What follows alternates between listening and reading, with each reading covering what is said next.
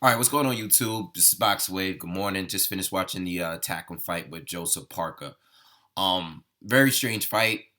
The fight didn't go exactly how I thought it was gonna go. Okay, I predicted Parker to win the fight, but there was the fight just didn't go the way I expected it to go. Okay, Takam came out fighting on his back foot. Okay, countering, and regardless of what the commentary was saying, I really dislike the Sky Sports commentary. I thought Takam was actually outboxing Parker early on the first couple of rounds. Okay, I know his activity was low, but he definitely took Parker's hand speed advantage away. Okay, Parker was very tentative to throw shots out there like that. Neither one of these fighters was really that active in this fight. Parker became tired very early on in the fight. I mean, like literally halfway through the fight, he was already gassed. And Takam, um, he was fighting on his back foot early for the first 2, 3 rounds. But when he started to bring on a pressure, he was only doing it for 30 seconds to a minute of each round. Okay. He wasn't the Takam that we're usually used to seeing him. Okay. He just wasn't active in this fight. And, it's the reason why I think the fight is strange is because I did a prediction video a long time ago, and since then we found out that Parker turned the fight down twice. And at the weigh-in and the press conference this week, I thought, Parker didn't really have much of a height advantage, okay, when they were standing face to face. And Takam looked very, very light. He looked much lighter at the weigh-in, okay?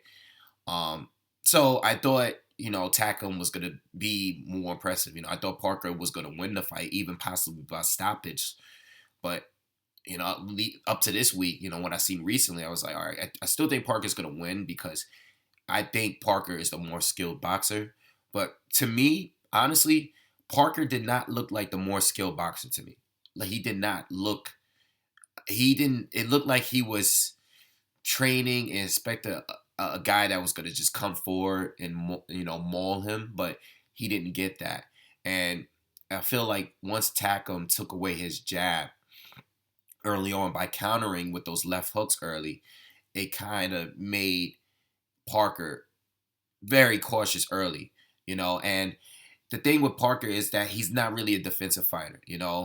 I've always complained about his defense. His head movement is not there. And the thing is, he didn't keep his right hand up neither when he was throwing that jab. Sometimes he was very lazy and he was getting clipped with hooks and counters. Okay. And Parker, basically, Parker won. The rounds that Parker won was based off activity, even though it wasn't really effective. Okay. He wasn't. He wasn't as sharp as he normally is, landing shots, straight shots right down the middle. The right hand was just it wasn't he wasn't really accurate tonight. Okay, I mean he fought a tougher guy, and this is a huge leap in opposition compared to who he's fighting. And I understand why he did not take those two fights earlier last year or whatever, because it's a huge step up. It's not you're going from Bergman and some of the other guys that Meehan and all the guys that he's fought to straight up to Carlos Takam, who I feel was a top 10 fighter at heavyweight. And that's a huge leap in opposition, and you've seen it in this fight. Takam lost the fight is because he wasn't active. He gave way too many rounds away. I mean, this is not the Takam. Even when he stepped it up and brought the pressure, it was only 30 seconds of each round. It's like he wanted to steal rounds. I just don't understand what Takam's. I don't understand what exactly he was waiting for. Because he didn't seem like he was trying to load up with one big shot. You would think he was with the lack of activity. But I just don't know how he expected to win a fight that way. Okay, you're going to New Zealand to fight Parker.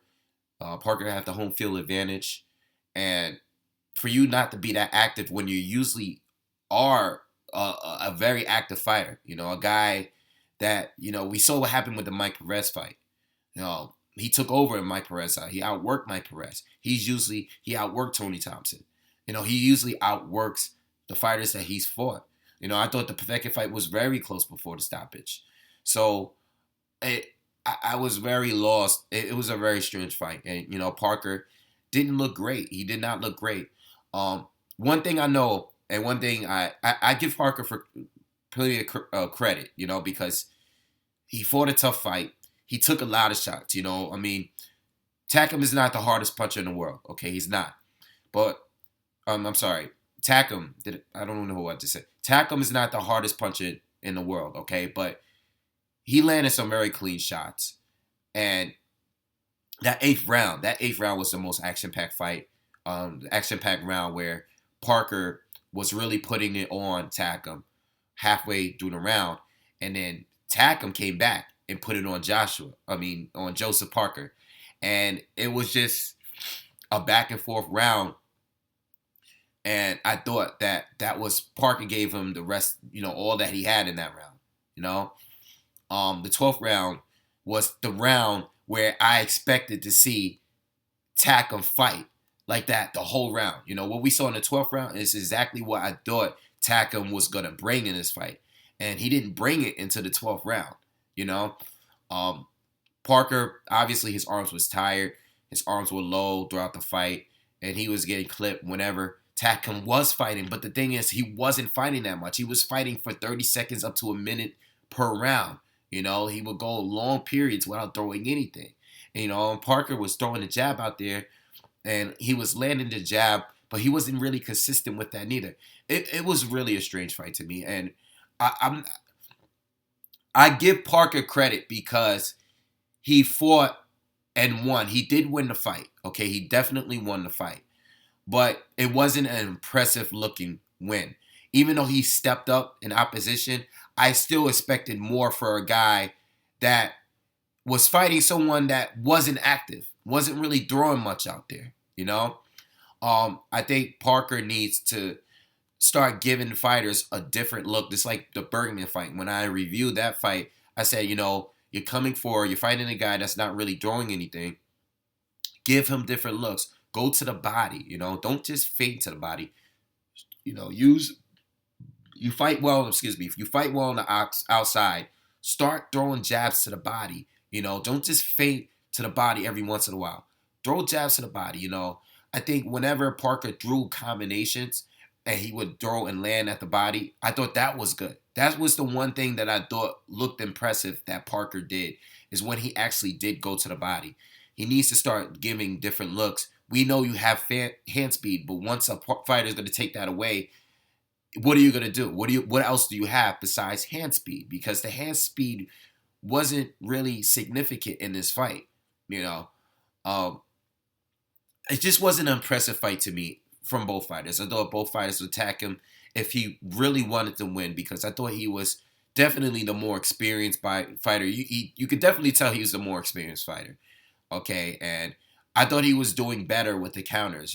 For him to be a good counter puncher and fighting well on the back foot. Joseph Parker, to me, doesn't really fight that well on the back foot. He didn't look good on the ropes when he was on the ropes. His defense and his chin was up in the air. His head was dead center. Parker definitely needs to work on some things. He needs to bring some new people in his camp. Not saying he has to get rid of his trainer or anything like that, but he definitely needs someone that's going to work on his defense, okay? Because if he's really going to fight Joshua next, and Joshua beats Brazil, and this guy fights him, I don't think he's ready for Joshua right now. I do not think he's ready for Joshua. Not in his very next fight. Parker looks, like I said in other videos in the past, Parker is a fun fighter to watch when he's showing that blazing hand speed and he's doing his combinations, when he's fighting lesser opposition. But now that he fought a guy that he couldn't just get out of there, he looked very tired midway through the fight. Okay, he didn't really give that many looks. Okay, I thought he was very you can definitely tell what was coming. Very predictable. If he fights a guy like Anthony Joshua in his very next fight, I think he's gonna get knocked out. I'm being honest with you. If he fights Joshua next, I think he's gonna get knocked out. Okay. And Takam, I think Takam, if he really wanted to, he could have won this fight. You know, and even if that fight was elsewhere, if that was in Takam's backyard, that fight could have been a draw. It could have been a draw. Even with the less active Takam, it still could have been a draw. It was still a close fight. I thought the fight was like about 7-5, okay, to Parker. But some of those rounds, I definitely thought Takam was landing the cleaner, more flush shots when he was landing, okay? Especially when he was doing the counters. But even when he was coming forward and landing looping shots, I thought he was landing the more flush, harder shots. Whereas Parker was doing more just with the jab, okay? But he wasn't as sharp as he normally was. And I think it's because Takam made him, kind of afraid. And plus, this is a step up. This is Parker's first the dude is only 24 years old, okay?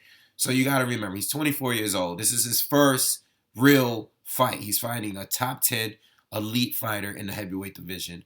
And, I'm sure there's nervousness there and everything. But I have to be fair and say that Parker did not look really impressive. He passed the test, yes. But that's not a performance where I'm going to say, oh, he's going to beat these other guys in the top 10, like a Joshua, or even like Dillian White is calling him out. And that's what happens now. When you fight people was not sure how good Parker was. One thing we do know is that Parker could take a punch, okay, because he took a lot of shots, okay. But as far as his skills and him, fighting a 12-round fight, people are going to call him out now. People are going to be more willing to get in the ring with him after seeing this performance. And Dillian White will call out anyone.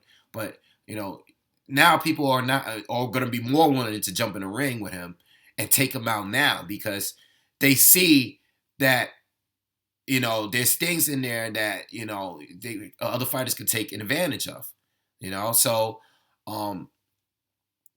just to close this video out, it wasn't a great fight. Neither fighter looked that impressive. Takam, I've seen him look much better. Parker, when it was time to step up, he passed the test. He definitely passed the test. I thought he won the fight, but he didn't look impressive. He didn't do the things that we've known to see him do in his fights, and the fights that he has won in the past. Okay, so that's my review on the fight. I don't know if he's gonna fight Joshua next. Right after Brazil. The Brazil fight, depending on who wins that fight, I think Joshua is definitely going to win that fight. But,